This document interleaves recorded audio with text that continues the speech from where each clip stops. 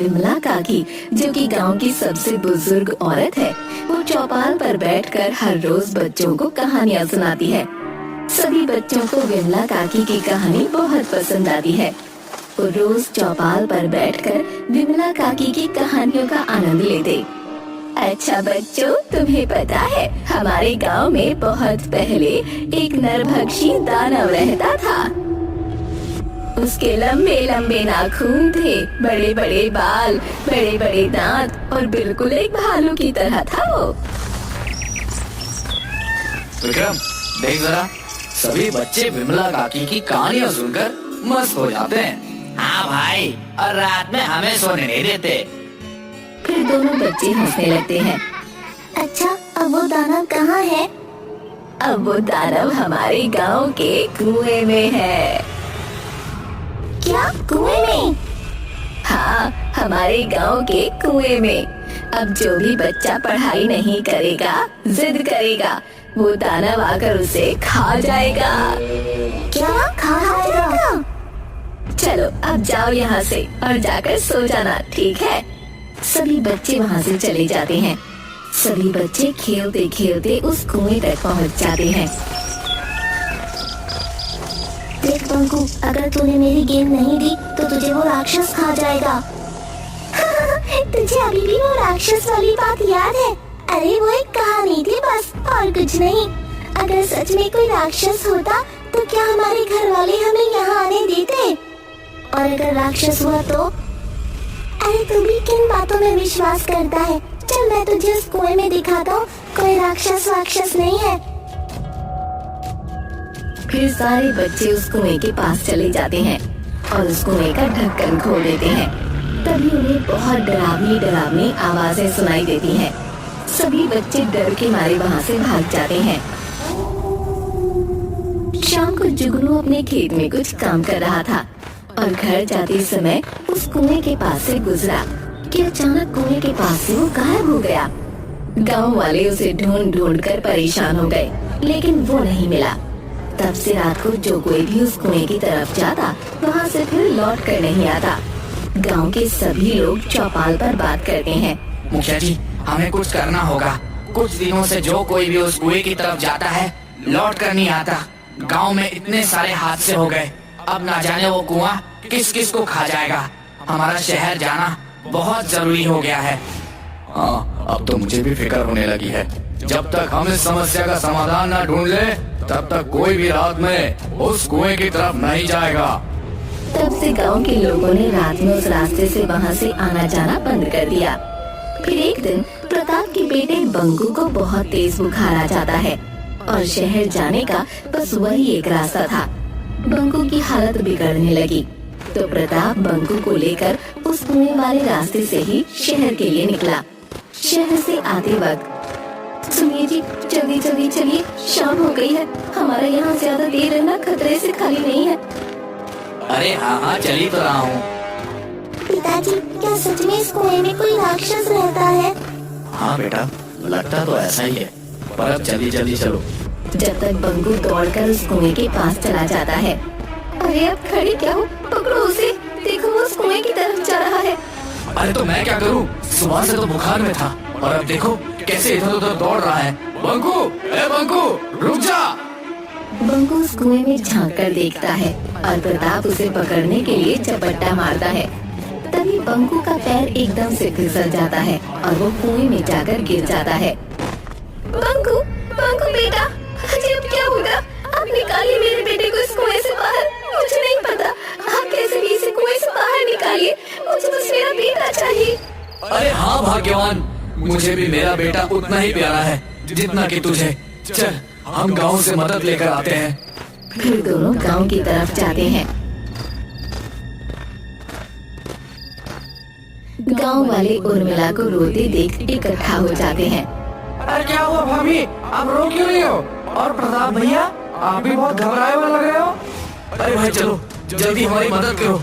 वो बंकू उस कुएं में गिर गया है। सभी लोग बहुत ज्यादा हैरान हो जाते हैं। क्या, बंकू कुएं में गिर गया? भगवान, अब क्या होगा? हाँ चलिए, आप सभी चलिए और मेरे बेटे बंकू को उस कुएं से बाहर निकलवाने में हमारी मदद कीजिए। नहीं नहीं बेटी, इस वक्त तो कोई भी गांव वाला तुम्हारी मदद नहीं कर सकता। तुम्हें पता है ना कि उस कुएं के पास रात को कोई नहीं जाता है। तो ठीक है, मैं खुद ही बंकू को बचाने जाऊंगी। अरे प्रताप भैया, आप रोकिए ना उर्मिला भाभी को। आपको पता है ना, उस कुएं की तरफ रात को जाना खतरे से खाली नहीं होगा। अगर वो कुआं इन्हें भी खा गया तो? और वैसे भी हमें थोड़ी समझदारी से काम लेना होगा। क्या आप यही चाहते हो कि आपकी उर्मिला भाभी को भी खा दे? मेरा उर्मिला के सिवा इस दुनिया में और कोई नहीं है। मैं उर्मिला को उस कुएं की चंगुल में फंसने के लिए नहीं भेजूंगा, और अपने बेटे को बचाने के लिए मैं खुद ही उस कुएं में जाऊंगा। प्रताप उस कुएं की तरफ जाने लगता है।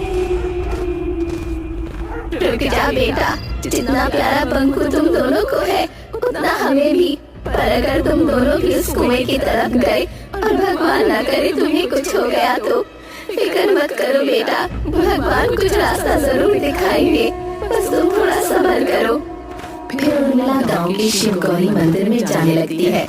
सभी गांव वाले भी उसके पीछे पीछे हो लेते हैं और बंकू की सलामती की सब प्रार्थना करते हैं। दूसरी तरफ बंकू, जो कि उस कुएं में गिर गया था, लेकिन किस्मत से उस दिन पूर्णिमा थी और वो राक्षस गहरी नींद में सोया था। अरे कुएं में किसी के खर्राटों की आवाज आ रही है। वो आगे चलकर देखता है, उसे एक दाना सोया हुआ दिखता है। अरे बाप रे, इतना भयानक दाना! कहीं ऐसा तो नहीं कि बिमला काकी की कहानियों में जो नरभक्षी दाना था ये वही हो? मतलब बिमला काकी की कहानियां सच थी। अगर ऐसा है तो ये दाना तो मुझे कच्चा चबा जाएगा। मुझे जल्दी यहाँ से बाहर निकलना होगा, पर निकलूं कैसे? यहाँ से बाहर निकलने का रास्ता कहाँ होगा? बंकू राक्षस को देखकर बहुत घबरा गया था। मुझे माँ और पिताजी की बात मान लेनी थी। माँ और पिताजी बाहर जाने के हावे होंगे और ये कुआं इतना गहरा है कि चढ़कर निकलना नामुमकिन है। मुझे कोई रास्ता दिखाओ भगवान। वो आसपास बाहर जाने का रास्ता देखता है, तभी उसे एक अजीब सा निशान दिखता है। वो उस निशान को छूता है कि तभी अचानक एक पतली सी सुरंग का रास्ता खुल जाता है और उसे वहाँ पर और भी इंसान दिखाई देते हैं जो कि अधमरे हालत में थे। आज कितने दिनों बाद मुझे किसी इंसान की खुशबू आ रही है। तभी आहट सुनकर बंकू कहीं छुप जाता है। अरे बाप रे, अब मैं यहाँ से बाहर कैसे निकलूंगा? अरे वो पिशाच, वो यहाँ से कहाँ गया? तभी उसके पीछे से गुर्राने की आवाज आई है हे भगवान, मेरी रक्षा करना। और पलटकर देखता है तो उसके सामने वो नरभक्षी दानव खड़ा होता है। आज तो मुझे एक और शिकार मिल गया। अब मैं जल्दी श्राप से मुक्त हो जाऊंगा। दानव जैसे ही बंकू को हाथ लगाता है वैसे ही बंकू बचकर भाग जाता है। अरे ये क्या हुआ? कहाँ गया वो? फिर दानव उसकी खुशबू सूंघकर उसकी तरफ बढ़ने लगता है, पर बंकू पास पड़े हुए कीचड़ को अपने ऊपर लगा लेता है ताकि दानव को उसकी बू न आए और फिर सुरंग के एक कोने में जाकर छुप जाता है। फिर सुरंग में फंसे हुए लोगों से पूछता है, अरे काका, आप यह सब कब से कह रहे हैं और इस दानव ने आपको खाया नहीं? अरे बेटा, अगर ये दानव मुझे खा लेता तो मुझे तड़पना नहीं पड़ता, पर जब से इस दानव ने मुझे कैद किया है तब से मैं रोज रोज मर रहा हूँ। ये दानव थोड़ी थोड़ी करके हर रोज हमारी जान खींच लेता है। ये तो बिल्कुल बिमला काकी की कहानी जैसा ही है। बेटा, तुम यहाँ से निकलने का जल्दी रास्ता ढूंढो, नहीं तो ये दानव तुम्हें भी तड़पा तड़पा कर मार डालेगा। नहीं काका, मैं आप सबको ऐसे छोड़कर अकेला नहीं जाऊंगा। दूसरी तरफ उर्मिला और गांव के सभी लोग मंदिर में बंकू की सलामती के लिए प्रार्थना करते हैं। हे भगवान, मेरा विश्वास है आपके रहते वो राक्षस मेरे बेटे का बाल भी बांका नहीं कर पाएगा।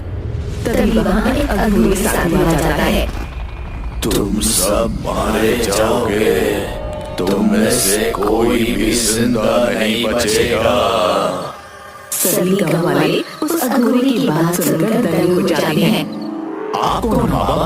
और आपको पहले इस गांव में हमने तो कभी नहीं देखा, और आप ऐसे क्यों बोल रहे हो? इस गांव पर बहुत बड़ा खतरा मंडरा रहा है और तुम में से कोई भी जिंदा नहीं बचेगा, कोई भी नहीं। बाबा, आप बड़े पहुंचे हुए लगते हैं। कृपया आप मुझे बताएं, मेरा बेटा बंकू सही सलामत है ना? ऊपर वाले के मर्जी के बिना कुछ नहीं होता। तुम्हारा बेटा उसी राक्षस की कैद में है।